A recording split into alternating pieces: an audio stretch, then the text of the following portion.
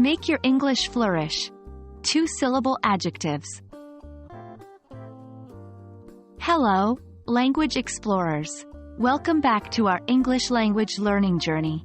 Today, we're going to delve into a particularly interesting part of English grammar: two-syllable adjectives.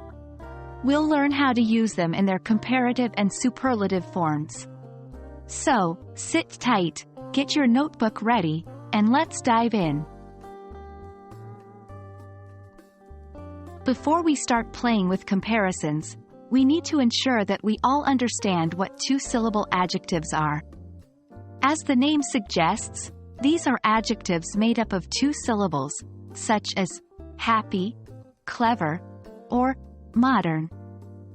They help us to describe objects, people, places, or situations. For example, she has a modern kitchen, or he's a clever boy. Now that we know what two-syllable adjectives are, let's explore how to transform them into their comparative form. Most two-syllable adjectives form the comparative by adding "er" at the end, or by placing "more" before the adjective. For instance, happy becomes happier, and modern can turn into more modern. However, some two-syllable adjectives can use either "er" or "more." A good example is clever. You can say either cleverer or more clever.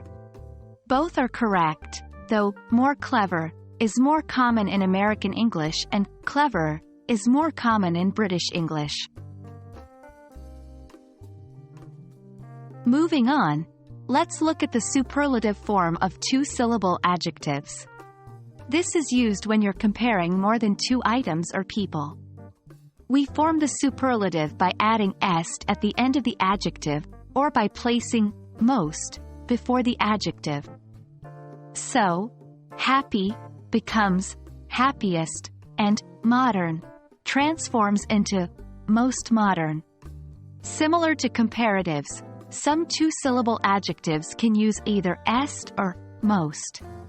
Clever, for example, can be cleverest or most clever.